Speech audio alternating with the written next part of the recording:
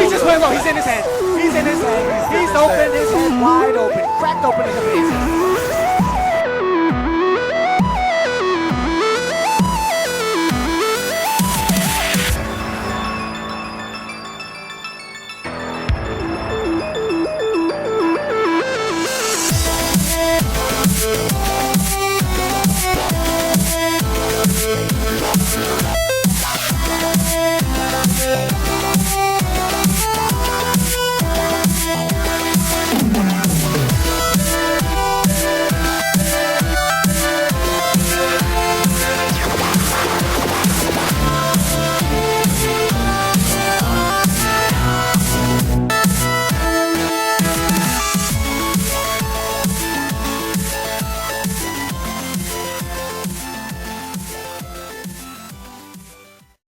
Hey, what's going on, guys? It's Fremantle 100 back again with another episode of How's My Team. We had a week off because there was not a lot of things going on apart from the Giants women's team actually playing. Obviously, Liverpool were on the international break.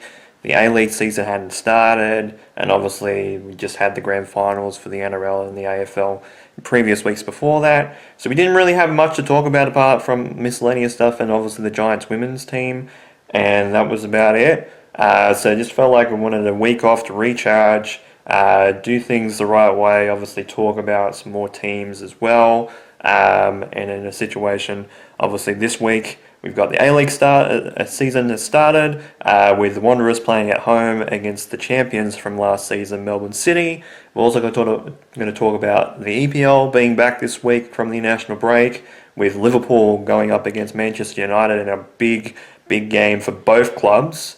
And we also can talk about the Giants women's team in the last couple of weeks, as well as a lot of miscellaneous stuff in terms of the Cubs, how they went in the postseason against the Brewers, as we were mentioning, and talk about like other miscellaneous stuff like Seattle Seahawks and that sort of thing. So without further ado, let's get the episode started.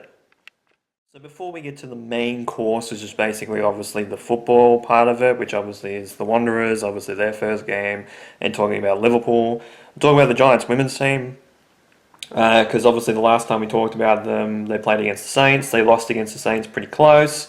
So they've had two games since then. They had one against Geelong in Melbourne, and they had one just last weekend, or just actually yesterday in terms of this recording, because I'm recording this on the Sunday. Recording on for the Saturday at Henson Park. So ultimately, the Giants went down in both games. Geelong ended up winning by 27 points on the 11th of October. In Melbourne, it was 72-45, 11 goals 6 to 6 goals 9. So not greatly accurate from the Giants in that particular game. Obviously, the Geelong Cats were a little bit better. It was 17 scoring shots to 15, and obviously, as you can see, 17 shots. They're about the same, honestly. Geelong were ahead in terms of it being 17 shots, and they had 11 goals for the 17 shots, whereas obviously the Giants ended up having 15 and having 6 goals, so it's pretty inaccurate in that game.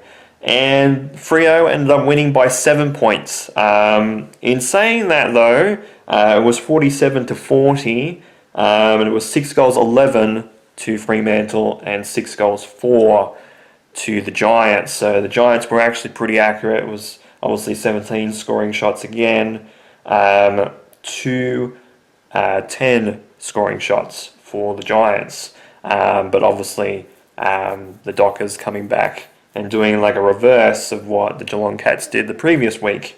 So you can see what the difference is between scoring 11 goals 6 to 6 goals 11 in terms of scoring shots, because obviously it's 72 points in the former to 47 for the latter. So ultimately that means that yes, the Giants again will miss the AFLW finals, with a couple of games to go.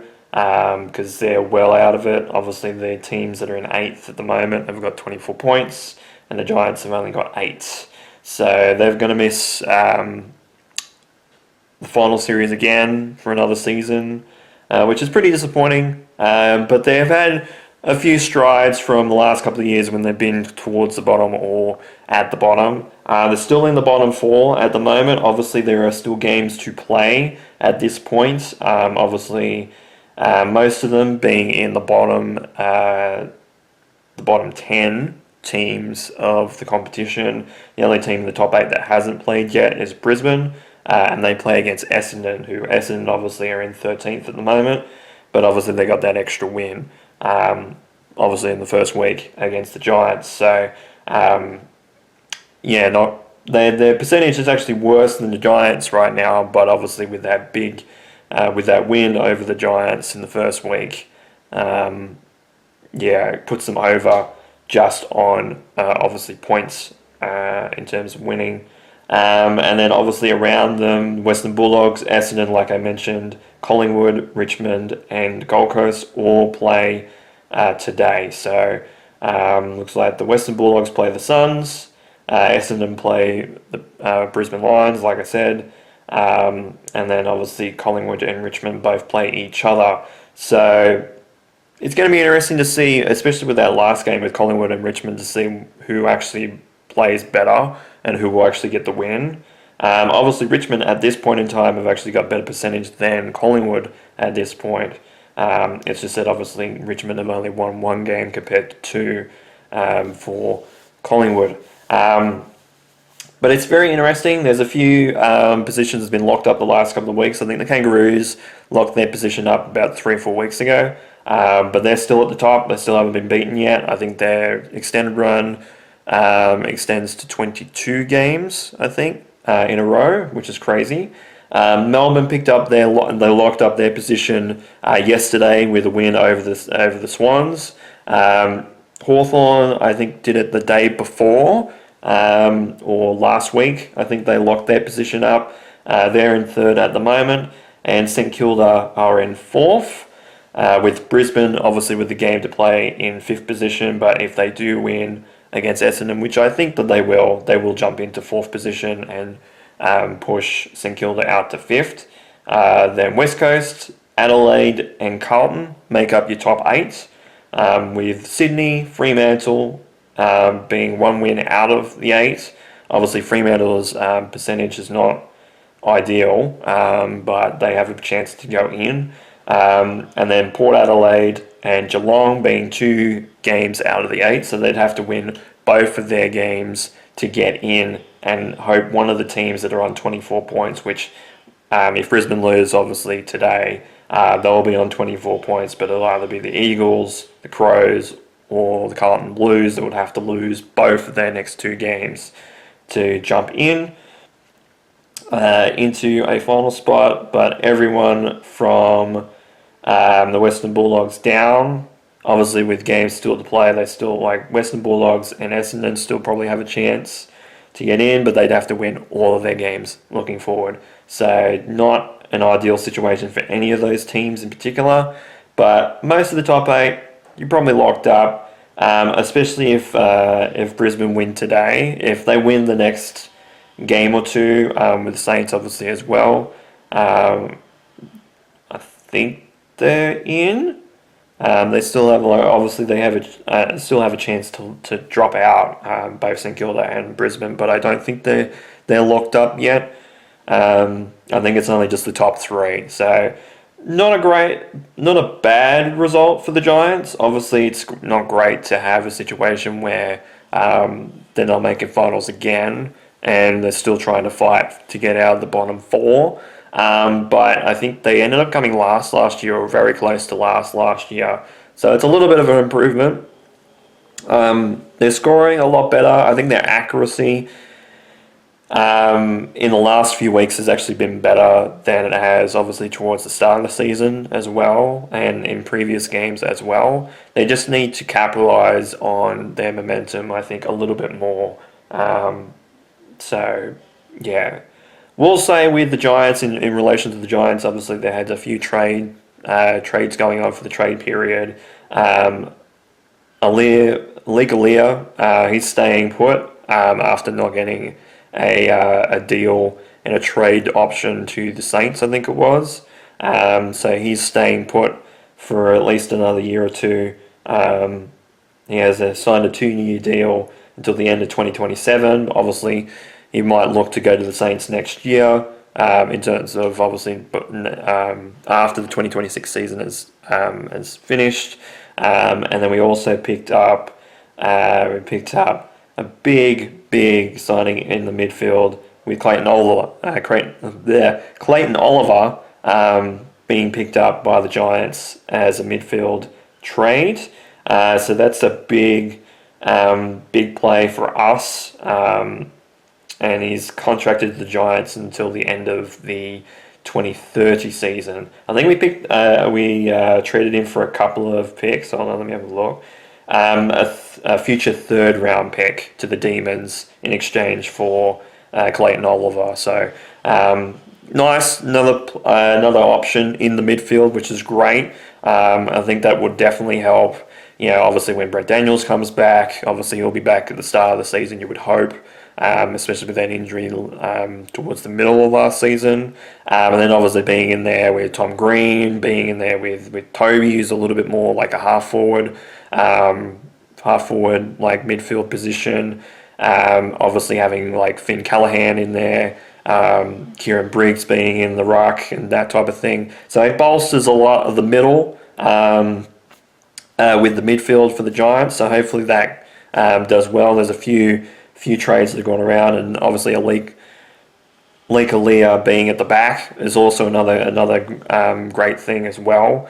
Obviously, he didn't get a trade to the Saints, which sucks for him, but at least the Giants have given him a contract to stay and actually play, because he is a really, really good player, and obviously it will help with us in terms of defense next year as well, especially with depth in terms of the defense, especially if we pick up an injury or two in there. He's good enough to. He's obviously shown that he's good enough to play even in some of the biggest games of the year, because he played relatively well in that elimination final against Hawthorn as well. So he has an opportunity to do better than he did this year, obviously last season, the 2025 season. So hopefully he does well. I think Josh Kelly, it's been said that he's injured for at least the first half, if not most, of the next season in the 2026 AFL season for the Giants, which is a big blow, but obviously getting Clayton Oliver into the side as well kind of rectifies that a little bit, kind of helps in that regard in the midfield and towards defence. So hopefully that'll work for the Giants men's team, but obviously the Giants women's team not doing great, but still have potential to get out of the bottom four with the next couple of games. I think their next game is against Carlton, and their last game, that's away from home, that's at Oakham Park, and the last game of the season for them is against Port Adelaide at home at Henson Park. So big 2 games for them to finish the season off. Hopefully they can win at least one, if not both of those, because obviously, especially winning against Carlton, and if Port Adelaide obviously win their next game, can also affect Carlton and Port Adelaide's finals hopes in one foul sweep if they win one or both of those games, or at least they're very competitive in both of those games. So I would hope so for them, because you want to get out of the bottom four, and that's a good improvement of being last year, or being close to last year. If you make it out of the bottom four and into somewhat, the lower pack of the bottom 10, but obviously still outside of the really, really teams from this season, that'll go a long way for them, especially in terms of when they're building for the future of this club, because they've been down pretty low in terms of the table for a long time, and getting out of that bottom four situation for them would be huge in terms of especially the young players in their squad, because it shows that effort will take you higher in position and will give you more opportunities to win games. So hopefully they do better in the last couple of games of the season, but obviously they missed finals with another couple of losses to their name. And now we go to the A-League. The A-League season officially has started, and we've got, obviously, in terms of this recording, we've got one team left, one game still left to play this week, and that's at 3 o'clock today, in terms of the time that I'm recording this, which is the F3 Derby between Central Coast and Newcastle Jets. So, ultimately, in terms of results, we obviously had the Wanderers playing at home against the champions of last season in Melbourne City. Obviously not the premiers, but the actual champions. And it was a 1-1 draw at home, which is a bit disappointing, to say the least. Obviously, they still got a point out of it. But in actuality, the two goals actually come out relatively close to each other in the first half. So I walked away because I needed to help my parents, help my mum and my sister with groceries while I was watching the game. And I missed the two goals. Like, I come back and they've scored two goals. It's been like, 15, 17 minutes into the game, and I missed the two goals of the game, and that was it. I watched the rest of the game, and nothing else really happened in there. There was an opportunity, obviously, towards the later end of the first half. A lot of opportunities for the Wanderers. There was a lot of opportunities in the second half for Melbourne City. There was a lot more in terms of chances for the second half for Melbourne City than there were for the Wanderers. So, not a bad result. Obviously gives us a point. Costabar Roustas was a person that had been signed on for the Wanderers. He come back to the team and obviously scored in the 11th minute. And then Mark Caputo, I think it is. I think his first name is Mark. Scored in the 13th minute. So they scored literally like a minute and a half, 2 minutes between each other, which was crazy. But ultimately, they didn't play terribly. Ultimately, their possession was 63% to Melbourne City to 37% the Wanderers.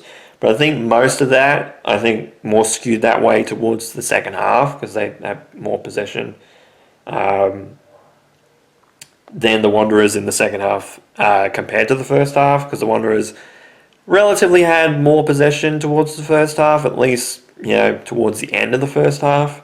It was 13 shots to 10 over the Wanderers over Melbourne City. Obviously 8 corners to 2 for Melbourne City compared to the Wanderers, which is pretty crazy, but yeah, 2 yellow cards for each team. It's just one of those situations where, it's first game of the season, trying to get a few things sorted with these teams in particular. But there's not much that we can do about it. We did get a point out of it, obviously, which is great. But what can you do? So at this point, in terms of the table, with obviously a game still to play, the Wanderers are in 6th position. Obviously, if Central Coast and Newcastle draw, they could potentially go to 8th, depending on what the result is. Or like the Wanderers, the lowest they could drop is possibly 8th in terms of position with this game in hand still to play today. Because if Central Coast and Newcastle win it, go into a draw, but it's like 2-2, 3-3, what have you, they could jump the Wanderers. They both could jump the Wanderers, whereas obviously if a team wins, like say the Mariners win or the Newcastle Jets win over their opposition, then obviously they'll only drop to 7th. If obviously they draw and like a 0-0 draw or 1-1 draw, the Wanderers will probably stay in 6th position. But ultimately at this point, the only teams that don't have points at this point that have played Sydney FC. They lost to Adelaide United and Macarthur Bulls, who ended up losing to Brisbane on Friday night. They both played on Friday night, so 2 big results, especially for Brisbane, because obviously Brisbane being near the bottom of the ladder at the end of last season, and obviously Perth being in 4th position, Wellington being in 3rd. Obviously after the first week, it was 2-2 draw for them. But it wasn't the most boring game, obviously, for the Wanderers. That would go to the semi-final rematch, which was Auckland FC and Melbourne Victory. It was a 0-0 draw. There was a few shots, obviously, for both teams, but it's kind of a boring game to watch. It wasn't really hugely competitive. Obviously, for Adelaide, it was a 2-1 win over Sydney FC. And it was a 1-0 win for Brisbane Roar over MacArthur. So, yeah, some good results there, some big results. Obviously, for the Wanderers, not the best result that we wanted, but not much we can do about it at this point. It's a point. We take away a point from the season, which is great. But next week's game doesn't make things any easier because we go from the champions of last season to the premiers of last season. We go into New Zealand to play Auckland FC on Saturday. It's an early Saturday game on Saturday at 3 o'clock. I think that might be 3 o'clock New Zealand time. I will have a look. Doesn't say. Which obviously, in terms of the head-to-head, the Wanderers, when they most recently played, actually no, that is a lie. The Wanderers' only win that they've picked up against Auckland FC was in friendlies in 2024. But during the 2025 season, obviously they won Auckland FC won 1-0 in that controversial game, and then 1-1 draw on April the 5th as well. So, yeah, so big results, obviously big game for the Western Sydney Wanderers. There's some big games next week as well. And then obviously I think round 4, I think, is when all the derbies are supposed to be happening. And then we have MacArthur in Campbelltown in round 3. That's something they're going to mention. Round 4, I think, is where we get all the derbies coming in. So we get the Melbourne derby from round 4, and then obviously in round 5, no, there's nothing there. Okay. I thought there would have been a derby in round 5. There is not. I don't think. No, there's not. Oh, and then obviously the New Zealand derby as well in round 4, rather. So the big day on the Saturday of that week, in particular. And then obviously we got the Sydney derby in round 6.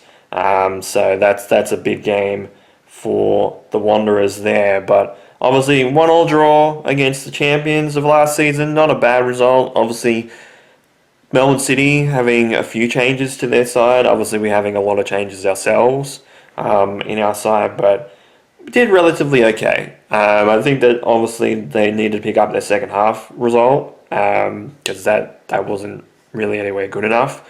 But the first half was definitely there for the Wanderers, but it doesn't make it any easier when we go up against the Premiers next week in New Zealand in enemy territory. So we'll see how they go. But 1-1 draw for the Wanderers in the first week of the A-League season against the champions at home. So we're going to talk about Liverpool. It's Monday afternoon when I'm recording this. We're going to talk about Liverpool, and it was another loss. So that's 3 losses in a row for Liverpool in the Premier League. 4 losses in a row if you count the Champions League game as well. It was a 2-1 loss to Manchester United at home at Anfield. So not ideal. In fact, actually the 3 losses that they've had in the Premier League have actually been 2-1 losses. Though obviously the last goal actually wasn't scored in stoppage time this time, so it breaks that streak. But they scored in the first 2 minutes of the game. Not much happened in the first half apart from that goal from Manchester United, so it was a 1-0 scoreline for Manchester United at half time. Cody Gakpo scored in the 78th minute for Liverpool, so it kind of squared the ledger after a couple of yellow cards earlier on in the second half against Manchester United. Manchester ended up scoring 6 minutes later off Harry Maguire to a pretty good header, I will admit. But I don't know what the defensive setup was for that, because it just felt like that they didn't defend well at all, and it obviously ended as 2-1. So yes, that means it is a fourth consecutive loss in all competitions, third consecutive loss in the Premier League, which puts Liverpool in fourth position. So thankfully with them, they've only dropped another place at this point in time. Obviously, Arsenal still staying at the top. Man City with a couple of wins, and Bournemouth jump to second and third over Liverpool. Chelsea jump into fifth position. Spurs drop to sixth. Sunderland to jump up to seventh. Crystal Palace switches with them into eighth position. Manchester United jump into ninth position with that win to go on to 13 points, followed by Brighton. And Aston Villa also jumping up. Aston Villa actually coming up relatively quickly considering they were at the bottom a couple of weeks ago. So they've earned a lot of points to get into 11th position. Everton and Newcastle drop to 12th and 13th respectively. Fulham stay in 14th. Leeds in 15th. Brentford in 16th. Burnley move out of the relegation zone with a win to 17th position, putting Nottingham Forest, who lost down into the relegation zone, in 18th position. 19th for West Ham, and at the bottom again is still Wolves with 2 points, 2 competition points. Also, Ange Postecoglou, who ended up being the coach for Nottingham Forest, was only there for about 33 days, I think it was. He was sacked well after Chelsea ended up getting their 2-0 win. So not a bad situation for Liverpool. Obviously, they're still in contention in the top, like obviously in European football contention for next season, though again being in fourth position, obviously are the first that could drop out. And obviously Bournemouth are actually on the same amount of points and the same goal difference as well. I think they've probably just scored more goals. No, they've scored the same. I don't think Bournemouth won against Liverpool, so I don't know why, unless it does it by alphabetical order. Maybe that's how they do things in terms of time, but I don't know. But it's not a great result. Obviously, it could have been a hell of a lot worse for Liverpool, but obviously being 4 games in a row with losses in all competitions and third one in Premier League is not great. That is a garbage truck going by. But it makes the end of October very, very important, and especially even in going into obviously the start of November as well, because it's very, very important couple of weeks coming up, because we got on Thursday, my time at 6 a.m, daylight time, it's Eintracht going against Liverpool at Dutch Bank Park. So obviously we're playing away from home, and then come back on the Sunday to play away to Brentford. So we'll see how they are. Brentford obviously being in 14th position. No, 16th position rather. So possible win for Liverpool, hopefully. And then obviously to round out the month, obviously going ahead to Thursday next week, we've also got obviously the League Cup round of 16 against Crystal Palace. So ultimately we can get revenge for the loss against Crystal Palace a couple of weeks back in the Carabao Cup, and it's going to be an interesting game. Obviously that's at home at Anfield as well. And then we stay at Anfield for the Sunday game after that against Aston Villa, before obviously playing on Wednesday the week after on November 5th against Real Madrid in the Champions League. So another big game, followed by obviously going to Etihad to play against Manchester City. So ultimately it is a situation where a lot of those games are going to be very, very important. The next few games obviously very important in terms of all competitions. Obviously this game coming up for Champions League contention, because they're not in a great spot right now. They're in around about the middle of the table. Brentford obviously could be a win. Hopefully it is a win. Kind of bolsters Liverpool's chances of trying to climb the table again. And then obviously against Crystal Palace, obviously coming out for revenge, obviously wanting at least some silverware. We definitely want more silverware than just one cup, but obviously, getting revenge against Crystal Palace and also trying to win that game to get in contention for the quarterfinals. Very important in that. And then obviously against Aston Villa, who are doing relatively okay. Obviously, like I said, they've last couple of weeks they've won a couple of games, so they've kind of jumped in contention. And then obviously the games against Real Madrid and Manchester City, one after the other, two champion teams. It's just one of those things where it's going to be very important because obviously with Man City at the moment, they're in 8th position in terms of Champions League, obviously 2nd position in terms of the Premier League, whereas Liverpool are in 17th right now out of 36. So they're right in the middle. And Eintracht are in 15th at the moment. So it's only on, and relatively it's alphabetical order for that too, because they're on the same amount of goal difference and same amount of points. And obviously Real Madrid have won their first 2 games, so they're in 2nd position at the moment, obviously, with obviously a game to come. Does it actually give me their next... and they play Juventus, actually, in their next game. So they play Juventus on Tuesday or Wednesday. Sorry, a Wednesday or Thursday. So that's going to be very interesting for Liverpool as well to see where Juventus was near the bottom, right? 23rd. So kind of hanging on. But yeah, 2-1 loss to Manchester United. Obviously, Manchester United are going to get up in arms. Like, they're going to give it to Liverpool, but obviously in terms of championships, now Liverpool have overtaken them in total championships, so it's very, very important for them to get any sort of win. First back-to-back wins for their coach, and it took like 32, 33 games, I think, for them to finally do that, which is crazy, considering obviously the powerhouse they once were. So 2-1 loss to Manchester United at home for Liverpool. Not a great result, but next couple of weeks are very, very important for the club to try and turn things around very, very quickly.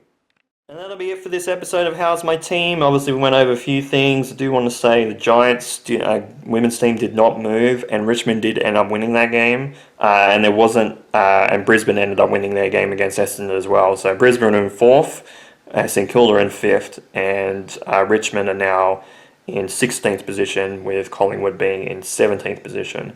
So it's going to be interesting next couple of weeks to see where the Giants actually end up in that. But I just wanted to give an update to that, because obviously a few games were going on. Obviously, there was quite a few big losses there. The percent, actually, I didn't even see what the percentage was for Gold Coast is 36.2, because they lost pretty heavily to the Dogs. So the Dogs actually kind of jumped as well. But ultimately, not great. Not a great week in particular when it comes to my teams in general. Obviously, a 1-1 draw. Oh, and I also got an update on that because I almost forgot about that. And the table, we did drop to 7th position. The Wanderers ended up dropping to 7th, with Central Coast Mariners actually winning 3-2 in the F3 derby over the Newcastle Jets. So the table at the moment, at the end of week 1, is Central Coast at the top, Adelaide in 2nd, Brisbane in 3rd, all on 3 points. Wellington and Perth in 4th and 5th, because they ended up having a 2-2 draw. Manchester City are in 6th position, so that's where the cutoff is if the finals started today, which obviously it's the first week. Then the Wanderers in 7th, Melbourne Victory in 8th. Auckland are in 9th position, which is crazy, especially after the year that they had last year. But that's what happens when you don't score. Newcastle in 10th position, obviously with those 2 goals. And it just, being a -1, but obviously scoring more goals than Sydney and MacArthur even combined. And then obviously The Sky Blues in 11th position, and MacArthur Bulls on the last position of the ladder in 12th position. So obviously, as I said, with the Wanderers, obviously it doesn't make it any easier because we do go up against Auckland FC at Go Media Stadium in New Zealand. Got to talk about this Seattle Seahawks. They ended up winning over the Jags last week. We haven't actually played this week. We don't play until Tuesday my time, so it'll be tomorrow my time. So about when this episode actually is going up, the game will actually probably would have started. They play against the Houston Texans. So, but yeah, they won against the Jags. They obviously, like I said, they in a previous episode they lost against Tampa Bay, but they did win over the Jacksonville Jaguars away from home, which was great for Seattle. It puts them in contention of the division. Still, I think that the Rams, are at the top of the division right now, if not the 49ers, with obviously the Rams still to play Seattle at some point in the next couple of weeks.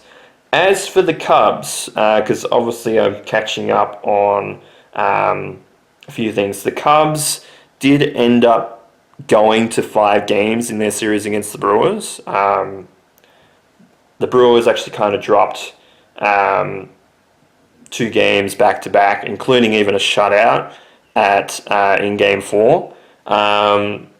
They did end up winning Game 5, the win and go through to the championship series against the Dodgers, because the Dodgers ended up winning the day before against the Phillies in extra innings, I believe. So, yeah, it was pretty close in terms of that. But it was one of those things where they just didn't get enough hits. Like the pitching actually, relatively for Game 5 for the Cubs, wasn't too bad. There was a couple of good hits, obviously, for the Brewers against some good pitching.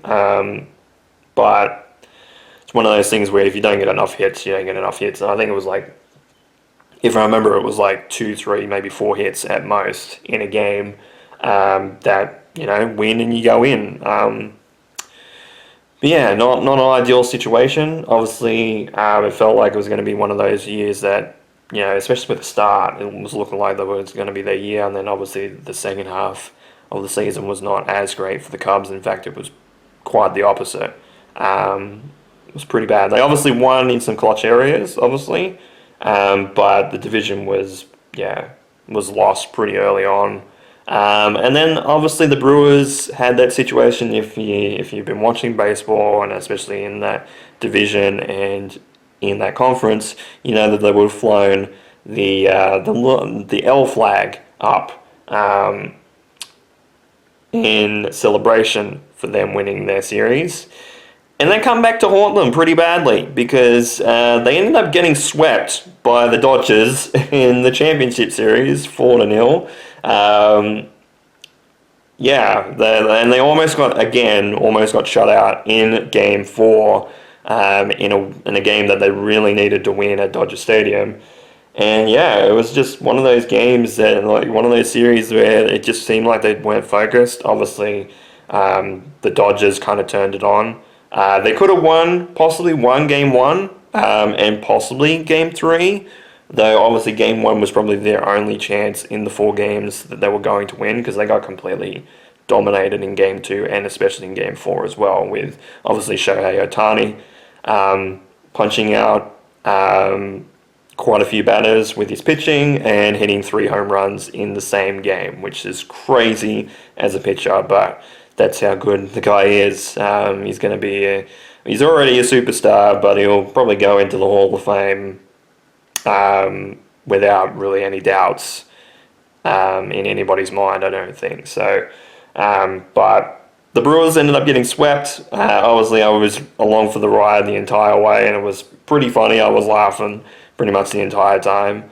Because the Brewers, obviously being the best team in baseball, with obviously, yes, the best record in terms of the regular season, obviously we're still saying, oh yeah, we're the best team in baseball. We won 6-0 over the Dodgers in this two series that they played against each other in the regular season. And it's like, yeah, it's regular season baseball compared to postseason baseball.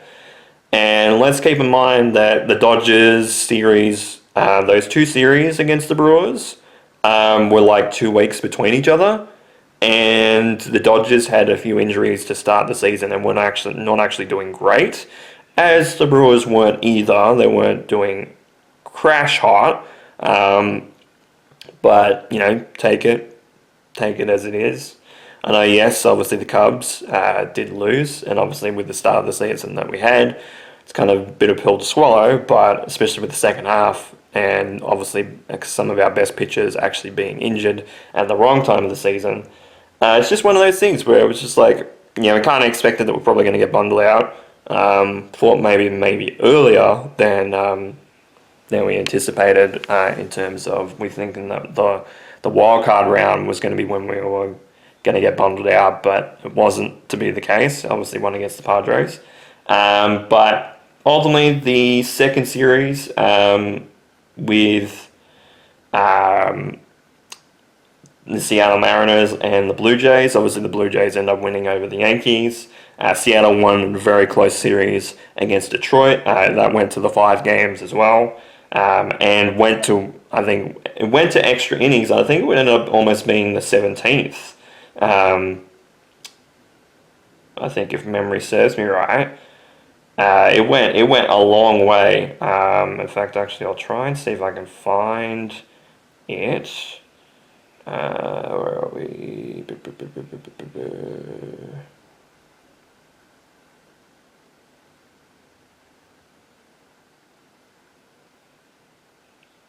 15 innings, rather. 15 innings. In a stupid way, because obviously they intentionally walked somebody when they already had 2 people on base. So they loaded the bases up with an intentional walk, and they got a single after that, like probably about 3 pitches later. So it went to 15 innings, which was one of the longest playoff games in history, if not the longest one, especially in divisional series history. It definitely was that. But it was kind of stupid from Detroit to do that. So the Mariners ended up getting in. And this series, which is actually being played right now, Game 6 has actually been playing now. The Blue Jays are actually up 4-0 in the end of the 4th inning. With the Mariners possibly only needing 1 game to win to get into their first World Series in franchise history. And then obviously the Blue Jays trying to win today to force it to go to a Game 7, and then trying to win Game 7 to get into the World Series for the first time in a little while for them as well, and the first time in like 20 odd years since they've last won it. So it's going to be interesting on their side. Obviously the Dodgers looking to go back to back. So yeah, it's an interesting situation to be in for the Dodgers. And also against the Brewers this postseason is that every other team but one in any particular series this postseason has won at least 1 game. The only one that hasn't done that was the Cincinnati Reds, which actually ended up being swept 2-0 in the wildcard series, also against the Dodgers. So obviously Cincinnati got in there relatively close, got in there the last day when the Mets obviously lost a couple of games, especially against the Cubs and obviously against the Marlins as well, which kind of put them through the ringer towards the end of the season, which is crazy for them. But yeah, both National League Central teams being swept, and especially more importantly, the Brewers being swept 4-0 after the year that they had is kind of poetic justice. But we'll see what happens. Obviously, the World Series will probably start next week. In fact, actually, let me have a log. It doesn't start till Friday, October 24th. So yeah, so the series will start on the 24th of October. So we'll talk about it a little bit, because obviously they have the first 2 games on the 24th and the 25th. And then obviously this third game will be played on the Monday, the 27th. So we'll end up be talking about that probably next week we'll be talking about that, because we'll have a couple of days off between series in general, but obviously the World Series will start. Yeah, so they'll start by the time we go with the next episode. But yeah, pretty crazy results. Pretty crazy in terms of postseason stuff, of normal regular season stuff as well. So we've got quite a few to talk about. Obviously, like I said, Auckland going up against the Wanderers. Obviously, we've got a few big games for Liverpool to come up. We've got the Giants, obviously, in potentially getting out of the top and the bottom four. It's just going to be an interesting situation to end the season for them and see where they are. And then baseball going crazy as it is. But we'll see what happens. Because obviously I feel some good intentions coming, but we'll see what happens. But with all that said, don't want to make this episode any longer. So with all that said, thank you guys so much for watching this episode of How's My Team after my week off. This has been Ryan Van 100. You guys have a great day and night, and of course, take care.